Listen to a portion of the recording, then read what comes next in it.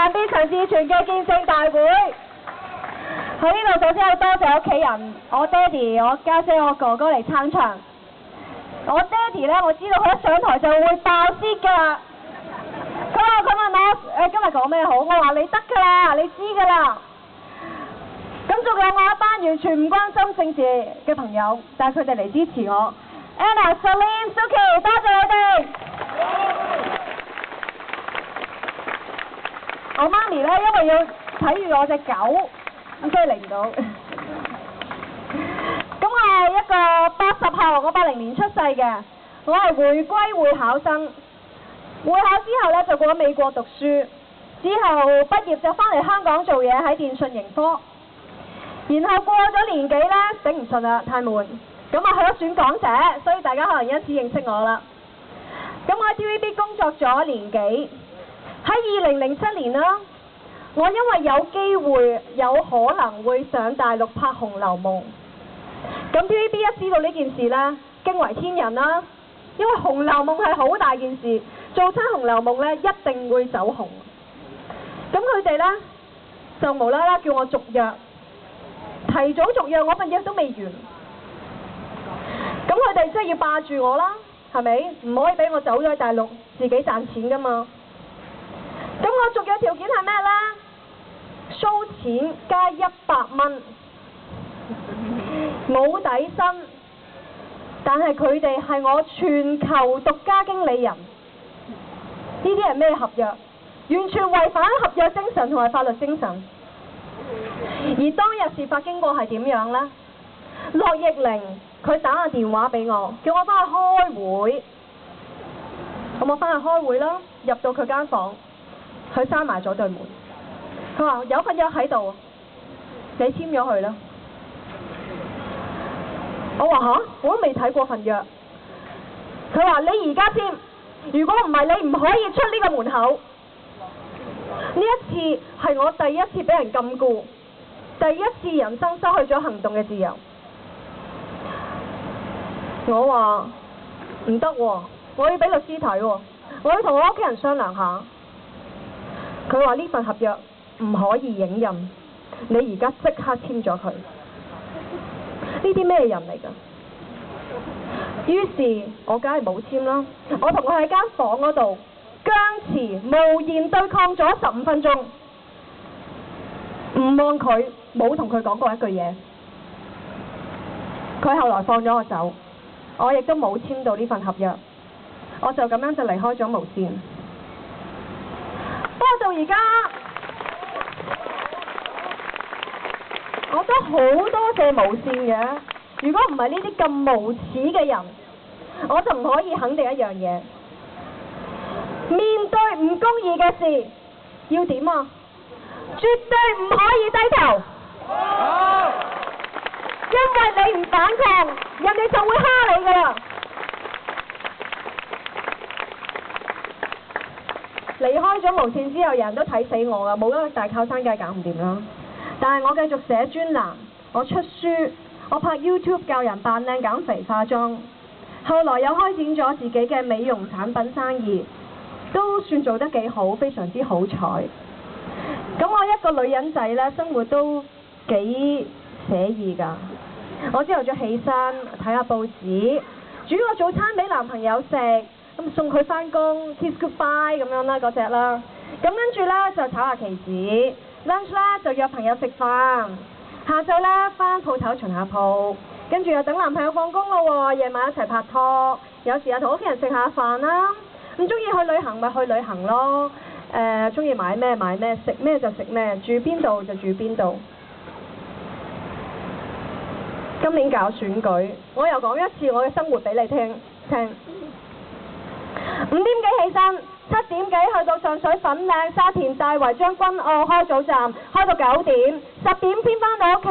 有啲候選人可能可以返屋企瞓覺，我唔得，因為我係今次選舉嘅宣傳經理。咁我點樣做嘢呢？喺個寫住台面前，1個鐘裏邊睇35個 email 覆20個，打出15個電話接10個，然後重複呢1個鐘做6個鐘，然後夜晚再開街站要開會食飯，食完飯返到屋企再係咁樣做多2個鐘，夜晚1點半瞓覺，5點鐘又再起身。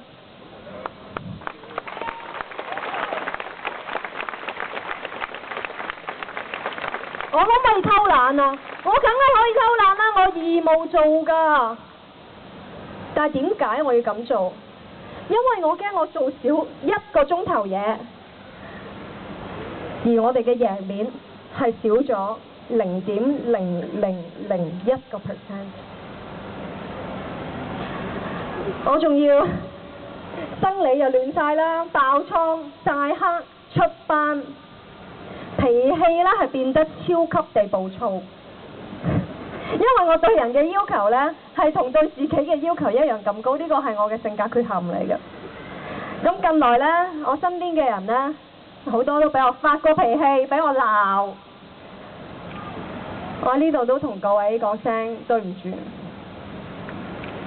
辛苦晒各位。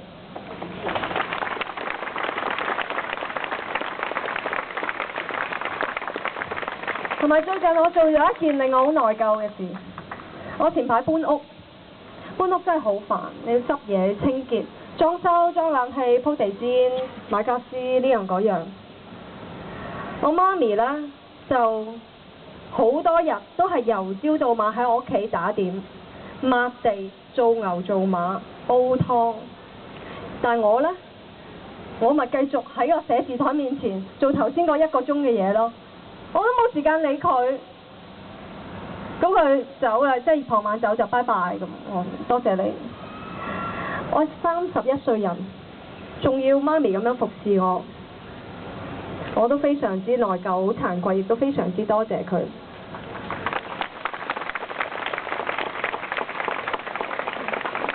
而我當係我個仔嗰隻狗一匹牌啦，我幾個禮拜冇見過佢啦，因為實在冇時間。你知唔知咧？人哋搞政治咧係用嚟有啲人啊，用嚟掠水啊！佢話：我要選舉啦，大家籌錢夾錢俾我，咁籌100萬。咁選舉咧用幾多咧？用50萬。咁你講50萬點啊？自己落袋咯。我哋選舉係自己現兜兜攞錢出嚟㗎。你睇下蕭生，你睇下殷生。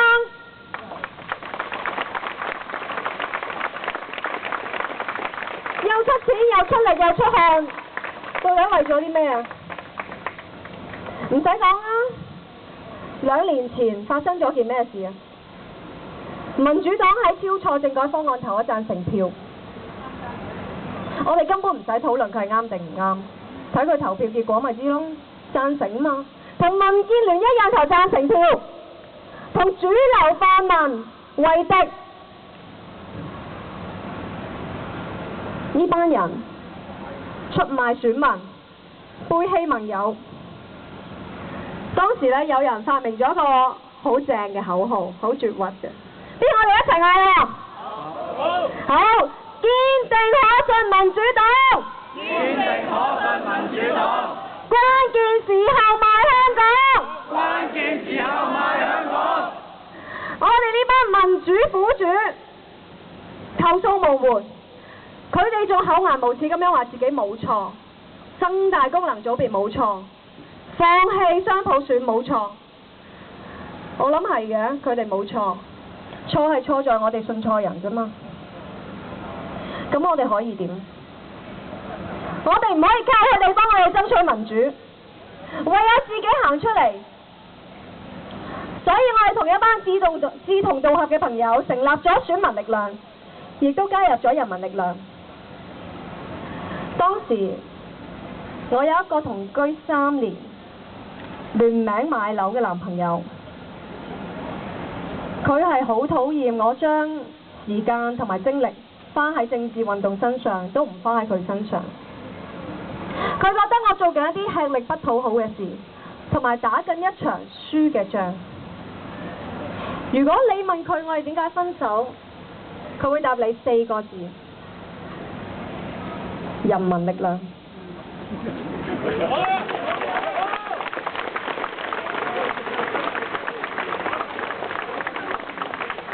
不過呢個都係緣分，或者係主嘅安排。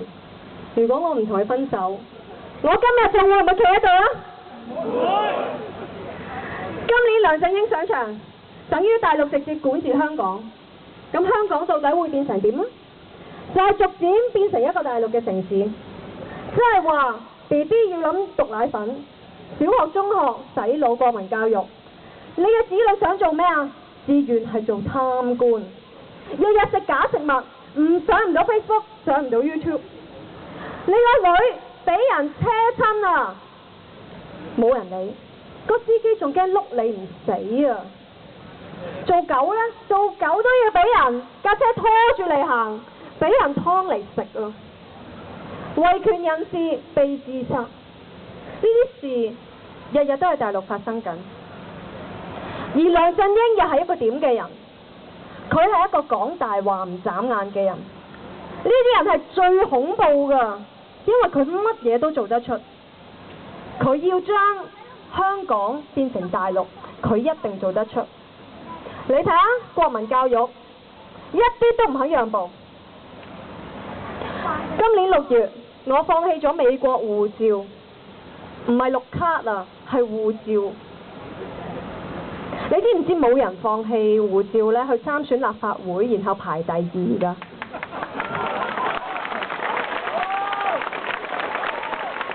可能為咗慢啲，我願意。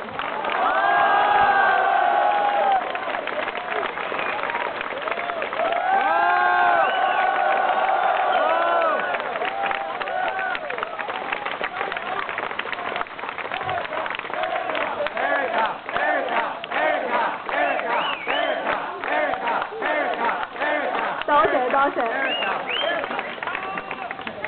其實咁噶，我咪去美國住咯，我咪不理世事咯，唔睇香港新聞咯。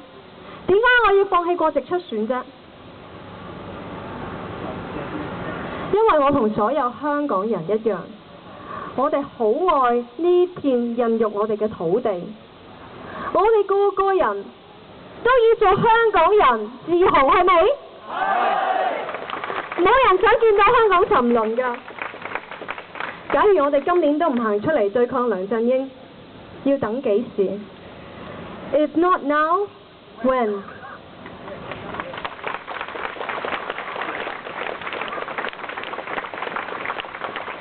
即使可能好多香港人都可以接受毒奶粉、洗腦國民教育，但係人生在世，其實你想做一個點樣嘅人啫？係咪想做一個靚嘅人？想做一個聰明嘅人？定係想做一個有錢嘅人？人生在世，你最緊要係做一個有自由同埋有尊嚴嘅人。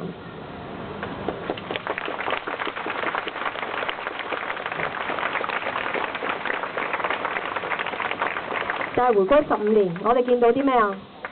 警權壯大，你睇7日嗰啲水馬同埋胡椒噴霧。新聞自由由30幾位跌到落50幾，貧富懸殊越嚟越誇張，地產霸權根本肆無忌憚，起嗰啲新樓、發水樓、牙籤樓、屏風樓喺度呃市民，都唔係犯法。仲有官商勾結，你睇貪曾許仕仁新地大樓，一個社會文唔文明，唔係睇佢有冇星光璀璨嘅夜景、高樓大廈，係冇權力嘅人要得到同等嘅自由，而窮人要活得有尊嚴。梁振英上場，佢就係會剝奪咗香港人嘅自由同埋尊嚴。我哋今年背水一戰，出盡全力守護香港。